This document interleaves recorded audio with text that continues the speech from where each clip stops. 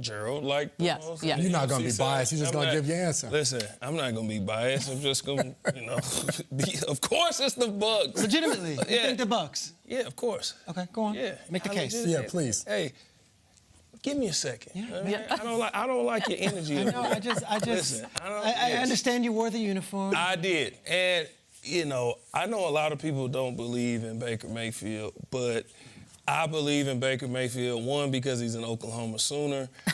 Baker is a natural-born leader. I know Baker has his ups, he has his downs, but now he's wearing a Buccaneer uniform, and I have to believe in Baker Mayfield as being the leader of my team in Tampa. But Baker's going to have to lean heavily on somebody I believe is a very underrated wide receiver in history. I know we talked about this yesterday. Agree. I almost brought him up. Sure. But I said, you know what? I have to be unbiased on this one. Mike Evans, man.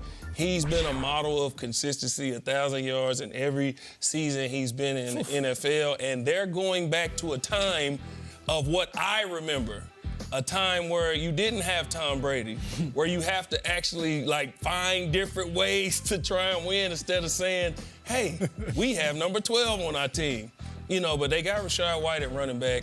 He made a big jump last year as a rookie. They still have Chris Godwin, but Mike Evans is going to play an integral role in this offense, man. They are going to have to lean heavily on Mike. And then on the defensive side of the ball, one of my favorite players, one of my closest friends, actually my youngest son's godfather, Levante David. He just re-signed. He had an opportunity to sign somewhere else. He said, no, I want to finish my career in Tampa. He's been a great leader there. I believe one of the most underrated players, period, since he's been in the NFL. Just go look at his numbers. And, they have a Devin White situation going on down there. It kind of demanded a trade.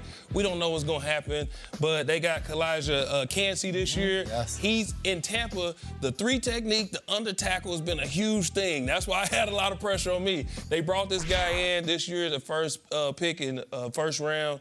He's in the mold of Aaron Donald, came from the same school. Yep. They brought him in to get that pressure up the middle. Vita Vea is still there, so they're going to have to lean heavily on the vets this year, but I still believe that we will take that division. Y'all might not believe it, but I believe it. I would never dismiss any team in May, and he's making a strong case. You're saying Bucks already, just write them off? I'm not writing them off, but I'm not picking them. I'm not saying they're going to be the. In your heart of hearts, if you had to make a pick right now, you really think of those four teams, the Bucks? Yes, I believe the Bucks. Now, stop asking me the same question. Yeah, I believe the Bucks. Listen. I believe the best quarterback in the division is Derek Carr. Yes. But I believe, top to bottom, that they can get it done. It's a wide open division. It's wide open. There's no wrong answer. Yes, get it done. Agreed. I went with the Saints and Derek Carr, but to your point, I don't know if they're going to develop.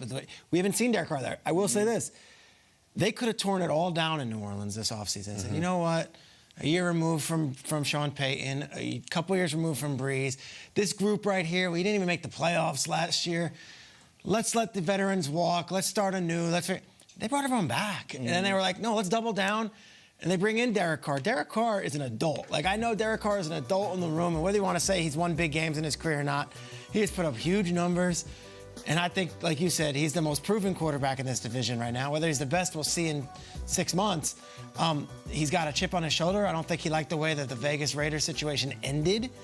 He deserved better. He deserved far better based on all the things that he went through in Oakland and in Las Vegas. He goes to New Orleans, and I don't know about Dennis Allen as a head coach. I don't know about their offensive coordinator, whether they're going to get all the bells and whistles going. I do know that this division is wide open.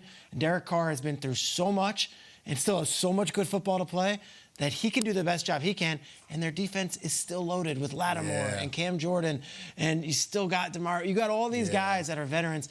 The Saints didn't look at this season as like a rebuilding year. They're like, wait a second, let's go win this thing and let's get back in the conversation. And I appreciate that. They didn't just tear it down. They're looking to reload. Yeah, and I'm giving Gerald a hard time about Tampa Bay, but to your point, this division is wide open. Tampa Bay was the ones who won the division last year. The crazy thing is they won the division with 8 wins, and all 3 other teams had 7 wins. So this is one where we don't know. And May, I'm looking at the Atlanta Falcons and the additions they made. I felt like Arthur Smith, what he was able to do with their offense last year with Marcus Mariota at quarterback, but finding so many different ways to run the ball with what they had. And now you look at it, and they add a running back like Bijan Robinson in the first round, but then you get a vet like Calais Campbell, Mac Hollins, and I think a sneaky addition is the Jonnu Smith. Jonnu Smith got a huge contract from the New England Patriots as a tight end, and he got that contract because of his play with the Tennessee Titans when Arthur Smith was the guy calling his plays as his offensive coordinator. So I think he can be a really good addition for this team as well. We had Desmond Ridder on the show yesterday, and he talked about being explosive and having these guys around him, a Kyle Pitts, a Drake London, different weapons, those big targets. But you look at Tyler Algier, the late-round draft pick last year, who came on the scene and balled over 1,000 yards. Man. And now you add Bijan Robinson to that. Now you have a guy like Cordero Patterson, and you're just like, man, we have this weapon that he may not be a starter, but Arthur Smith is going to find different ways to plug him in. And then you add a guy like Jesse Bates in the secondary on the defensive side of the ball with new coordinator Ryan Nielsen coming over from New Orleans. So I think Atlanta has a lot of newness going on. And like Saints with Derek Carr and like Tampa Bay with Baker Mayfield, how fast can the new additions gel with what you have to go out there and put a finished product on the field? This division's so open that I even said to our producer last night, I said, all the guys can pick who they want first, and I'll take whoever is left over. I ended up picking the Panthers before that happened, but you could make an argument for anybody, so I'll make the argument for the Panthers. This is a team, by the way, did not win the division, but they had the best division record, which I think some people would be like, really? Yeah, they did. They were 3-0 against the division at home. They won 4 of their last 6. They are a team that did all of that while enduring coaching changes, quarterback changes, multiple quarterback changes. Christian McCaffrey, who was sort of the cornerstone of that franchise, getting shipped out of the town mid-season, and yet this team also could have won the division. So if you go, okay, well, let's look at these quarterbacks, and certainly Carr has the most experience, and Bryce Young, we don't know when he's going to get his start. We believe it'll be at some point during the season. We don't know that it'll be week 1. We don't know that it'll be week 8, but he's a rookie, so what do we expect out of him?